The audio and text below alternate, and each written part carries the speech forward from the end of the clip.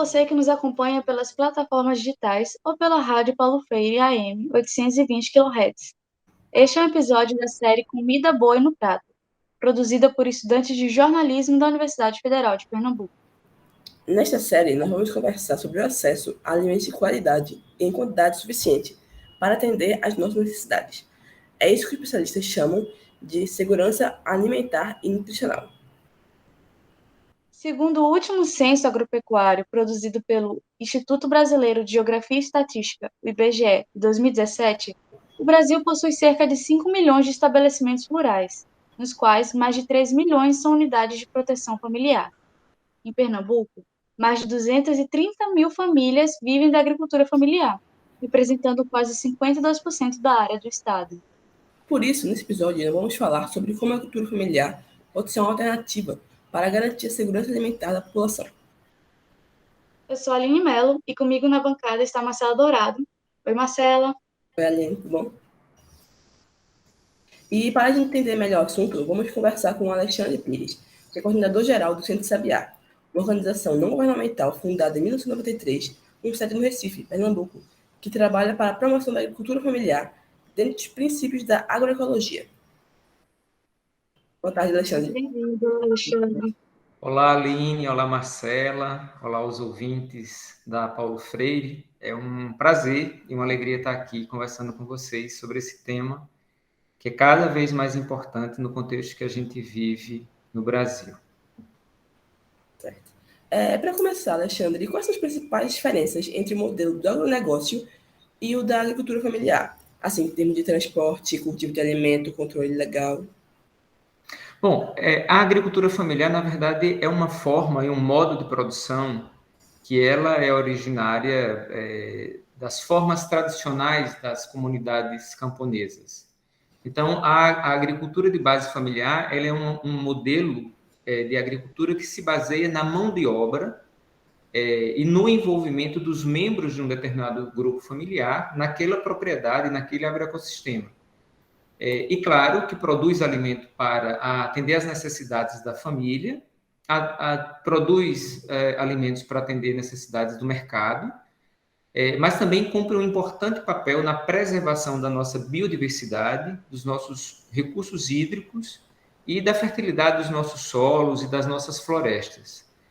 O agronegócio, na verdade, é um negócio da agricultura. O agronegócio ele surge baseado no latifúndio, baseado na monocultura, para atender exclusivamente às necessidades do mercado de negócios, né? Vamos dizer assim. Então, essas são as principais diferenças entre a agricultura familiar e o agronegócio. Claro que quando a gente olha eu gosto sempre de convidar as pessoas a olhar para uma comunidade de agricultura familiar, para um assentamento de reforma agrária, onde tem, sei lá, vamos dizer 50 famílias, que estão organizadas em 50 parcelas de 17 hectares, além da área de reserva legal do assentamento. Então, essas famílias, cada uma cultiva nos seus espaços das suas parcelas ou em alguma área comum do assentamento. E a logística para organizar essa produção vai depender da necessidade de cada família e também dos interesses que elas têm de acessar os mercados locais ou os mercados um pouco mais territoriais, vamos dizer assim. E a logística de escoamento da produção dessas famílias agricultoras é diferente se esse assentamento, por exemplo, fosse uma grande área de cana-de-açúcar, onde, numa grande extensão de terra, apenas uma cultura é produzida, numa lógica de mecanização ou de mão de obra de trabalhadores, muitas vezes mal remunerados, vão lá, trabalham para desenvolver apenas um tipo de atividade, que é da cultura da cana-de-açúcar. Esse é um exemplo que eu estou trazendo, talvez até pela proximidade que a gente tem aqui com a realidade da cana-de-açúcar na zona da Mata de Pernambuco. Então, eu diria que essas são diferenças bastante, ou as mais evidentes, desses dois modelos de produção. Certo. E pensando nesse funcionamento que você explicou para a gente agora, da agricultura familiar, como é que a gente pode garantir uma alimentação segura a partir dele? Então, aí existe um debate que eu acho que ele é muito importante de a gente fazer. O Censo Agropecuário de 2006, ele apontou um dado muito importante para nós, que é o dado da capacidade produtiva da agricultura familiar brasileira. E que mostrou de várias culturas, o Censo Agropecuário nos mostrou que a agricultura familiar é responsável por uma grande parte da alimentação produzida no Brasil e que chega às mesas dos brasileiros e brasileiras. O agronegócio, na verdade, a grande especialização do agronegócio é a produção de commodities, é a produção de alimentos para a exportação. A grande parte da soja produzida no Brasil é para exportação, das carnes suína, bovina e de aves também é para exportação. O algodão brasileiro é para exportação. Eu estou falando da maior parte desses produtos. É claro que uma parte desses produtos fica aqui no Brasil. Ou você tem, por exemplo, um exemplo muito próximo aqui da gente em Pernambuco, que é o Vale do São Francisco. Posso citar também a Chapada do Apodi, no Rio Grande do Norte, Ceará, que são áreas de grande produção de frutas, mas que a grande parte dessa produção é para exportação, sobretudo as frutas classificadas como de primeira qualidade. O que é que ocorre? Ocorre que o agronegócio acaba produzindo, em grande parte para exportação, e grande parte daquilo que produz não é alimento. Então, a agricultura familiar, ela cumpre esse papel do cuidado com os bens comuns, as nossas águas, solos e florestas e biodiversidade, mas também da produção de alimentos. Tem um fato que eu acho que ele do ponto de vista histórico, importante também, é que depois da Segunda Guerra Mundial, o surgimento dos agrotóxicos e de um modelo de agricultura convencional, que é o chamado da Revolução Verde, foi o que infectou ou infestou a nossa alimentação com produtos químicos, né? Seja os adubos ou seja os agrotóxicos. E aí, a agricultura familiar, ela ainda hoje tem um papel muito importante de preservação do modelo de agricultura tradicional, que não necessariamente usa os agrotóxicos ou adubos químicos na produção da alimentação. E não usa por uma questão, na grande parte, por uma questão de mercado, né, de valor que esses produtos têm, que é muito alto. No entanto, a gente tem cada vez mais o governo brasileiro liberando agrotóxicos. Só neste atual governo, o governo Bolsonaro, de 2019 para cá, foram liberados mais de 1.200 substâncias químicas, o que significa dizer a contaminação dos solos, das águas e dos alimentos. Então, a agricultura familiar, sobretudo a agricultura de base agroecológica, que é aquela que o Centro Sabiá, junto com outras organizações, busca construir com os agricultores, a partir dos princípios da ecologia, da sustentabilidade, é exatamente para ofertar aos consumidores, não só ofertar aos agricultores, que são quem produzem um alimento saudável, mas também que esses agricultores possam ofertar essa produção para a população urbana, através das feiras agroecológicas, através dos mercados locais e comunitários, oferecendo à população esse alimento saudável também, e, consequentemente a isso, né, uma qualidade de vida melhor. E quanto aos desafios aqui em Pernambuco, quais são os que você enxerga que a produção da agricultura familiar precisa enfrentar? Então, Aline, eu acho que essa pergunta é muito importante porque ela remete à possibilidade da gente conversar sobre vários desafios. Um primeiro deles é a gente levar em consideração que 85% do território pernambucano está numa região semiárida, o que significa dizer a necessidade de políticas e programas como o Programa de Cisternas, que constrói tecnologias de captação de água e armazenamento de água das chuvas, uma tecnologia simples, barata, eficiente, que ganhou um prêmio das Nações Unidas através da Convenção das Nações Unidas para o Combate à Desertificação como uma política para o futuro. Então, o Programa de Cisternas, ele consegue garantir a captação de água das chuvas, o armazenamento para a atividade produtiva. Então, sem água no semiárido, a gente não consegue produzir. E grande parte da agricultura familiar pernambucana está na região semiárida. Então, esse é um primeiro desafio, discutir a produção a partir do acesso à água. O segundo aspecto, que eu acho que é um desafio, é como garantir os investimentos em infraestruturas de estradas, de armazéns para garantir o armazenamento da produção dos agricultores e agricultoras familiares, porque acaba que, como os agricultores familiares estão dispersos nas unidades familiares de produção, né, nas suas propriedades ou nos assentamentos, a logística, a qualidade das estradas e as condições para os agricultores e agricultoras armazenar essa produção para comercialização ainda são muito precárias. Um terceiro aspecto é a gente efetivamente implementar na prática a política estadual de agroecologia, a política estadual de assistência técnica e extensão rural e a política estadual de convivência com o semiárido. São 3 políticas construídas com o governo e a sociedade civil, mas que, lamentavelmente, não dotam de orçamento pelo governo do estado de Pernambuco e, consequentemente, não conseguem ser implementadas. Essas 3 políticas são fundamentais para o fortalecimento da agricultura familiar e camponesa no estado de Pernambuco.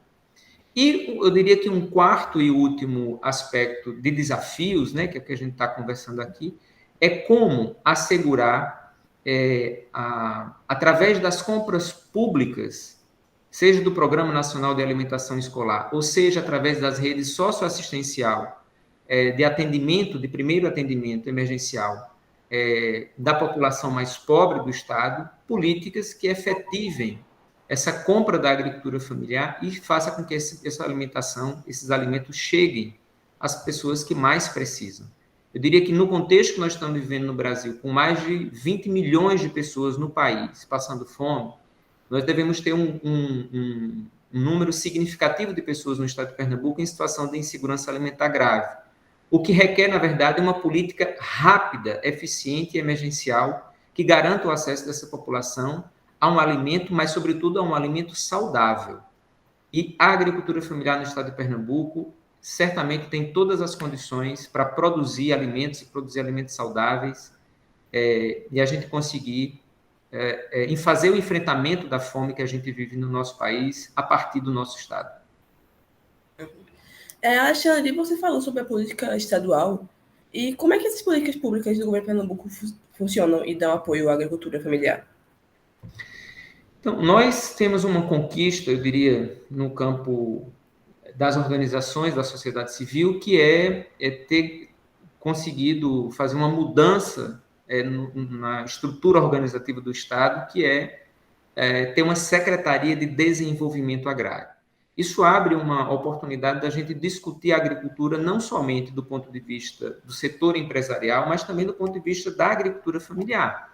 Ou seja, o Estado de Pernambuco tem hoje aproximadamente 300 mil estabelecimentos da agricultura familiar, quando da agricultura do grande negócio são algo em torno de 80 mil estabelecimentos. Então, isso quer dizer que nós precisamos de uma prioridade para a agricultura familiar. A gente precisa que o Estado tenha prioridade para isso, e para isso precisa-se de políticas. Mas só ter a política instituída, vamos dizer assim, sancionada pelo governador, aprovada na Assembleia Legislativa e sancionada pelo governador, não significa dizer que a política está garantida. Ela precisa, antes de tudo, ter orçamento.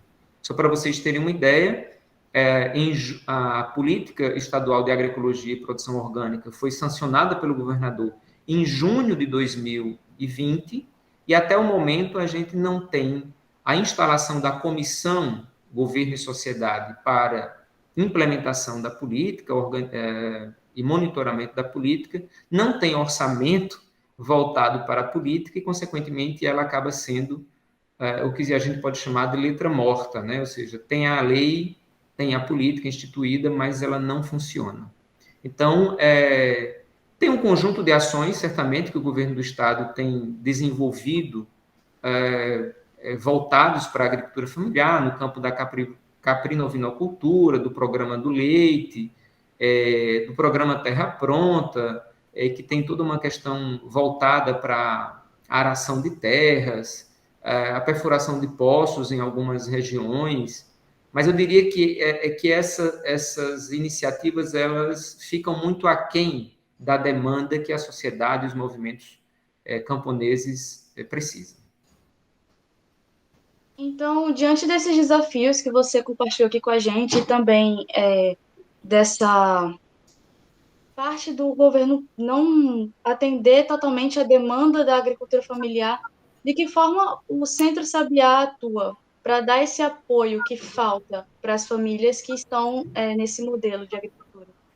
Então, o Centro Sabiá, juntamente com várias outras organizações, mas além de estar focando no Centro Sabiá, eu vou focar aqui também, a gente tem hoje vários projetos apoiados por agências da cooperação internacional, e esses projetos, ainda temos alguns projetos governamentais, mas esses projetos, eles nos dão todo um apoio, com um grupo de aproximadamente hoje 25 pessoas que compõem a equipe do Centro Sabiá, entre pessoas da área técnica, que estão em campo junto com os agricultores, nós que estamos no ambiente de gestão, da coordenação da instituição, e a gente faz todo um processo de diálogo com as prefeituras, com os sindicatos dos trabalhadores rurais, com os movimentos sociais como um todo, e desenvolvemos ações em 4 regiões do estado: Zona da Mata Sul do estado, região metropolitana do Recife, com uma ação de agricultura urbana,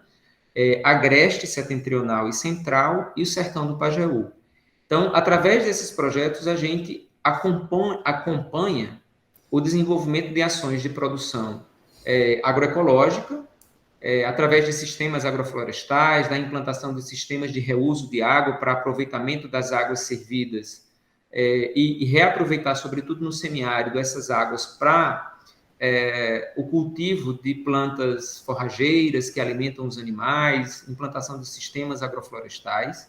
A gente desenvolve, através desse nosso trabalho também, com o apoio dessas organizações, um acompanhamento às feiras agroecológicas, aos agricultores e agricultoras que vêm semanalmente nas suas cidades, porque as feiras também funcionam nas cidades de origem, mas também aqui na capital, em Recife.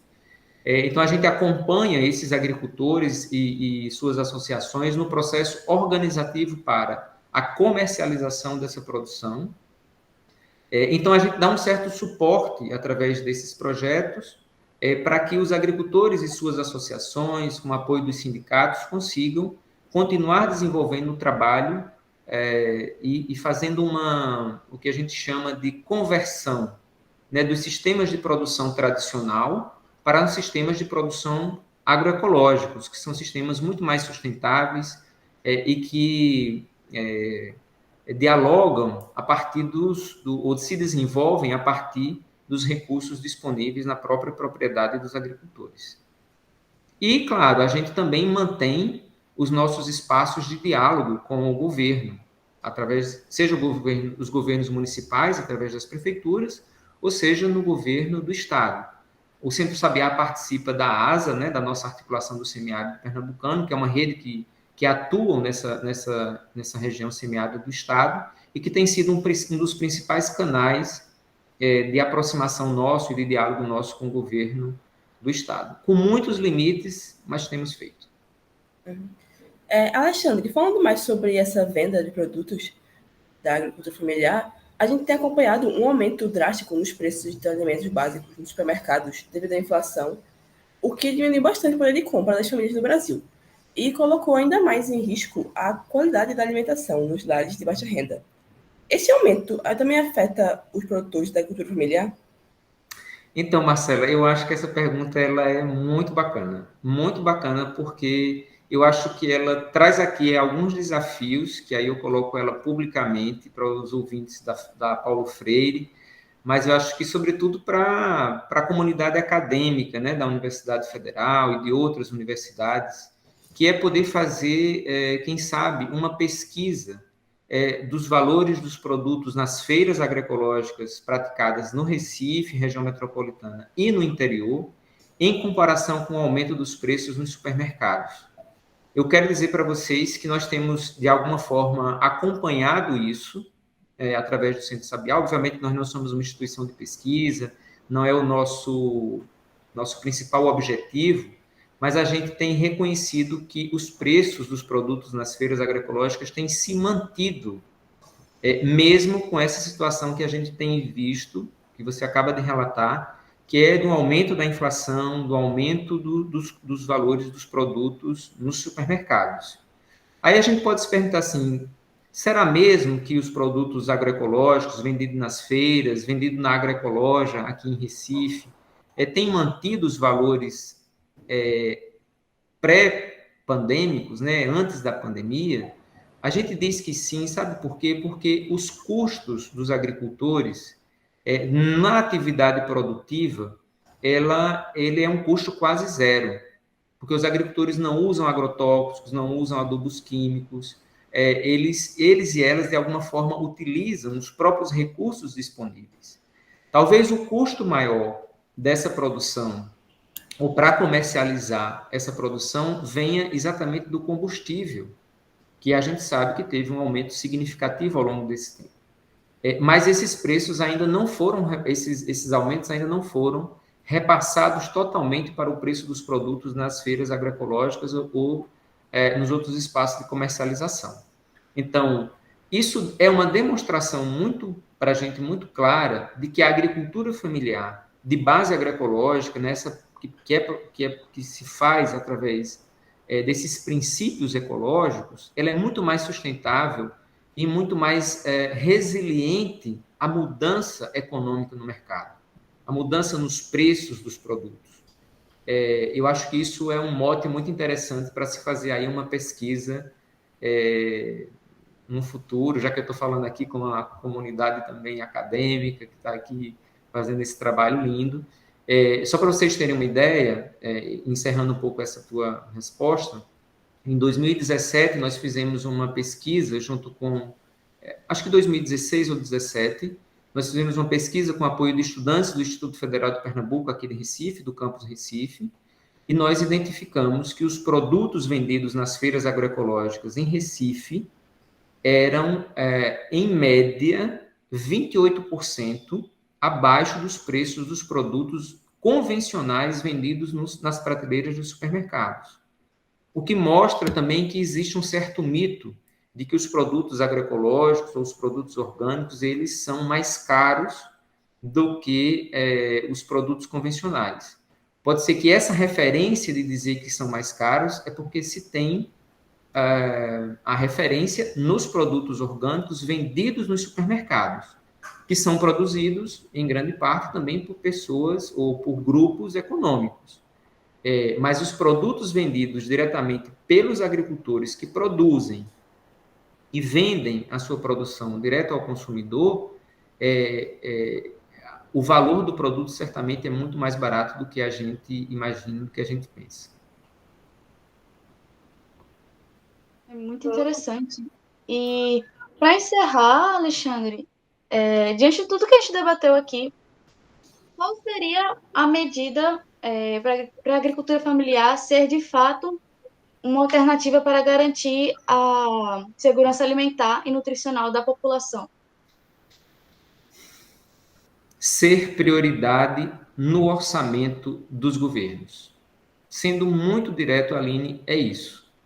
Na verdade, a gente tem a agricultura familiar, repito, cumprindo um papel importantíssimo, que é de gerar postos de trabalho no campo, que é de conservação da nossa biodiversidade, conservação das nossas fontes de água, da fertilidade dos nossos solos, mantendo as nossas florestas em pé. E aqui a gente pode falar da Mata Atlântica, pode falar da Caatinga, né, que são os dois biomas que a gente tem no estado de Pernambuco.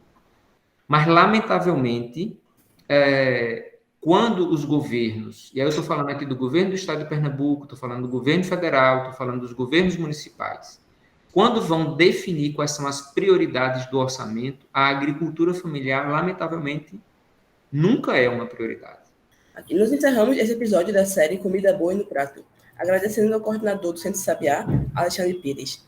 Também agradeço a Aline Mello e a você que nos acompanhou pelas plataformas digitais ou pela Paulo Freire, AM 820 kHz. A produção deste episódio da série Comida Boa e no Prato foi feita por mim, Aline Mello, com os meus colegas do curso de jornalismo, Marcela Dourado, Danilo Lima, Marcelo Detoni e Vitor Oliveira. A orientação foi da professora Ivana Fechini, do Departamento de Comunicação da Universidade Federal de Pernambuco. Na edição e apoio técnico, Beto Farias, do Laboratório de Imagem e Som, LIS. Obrigada por sua escuta.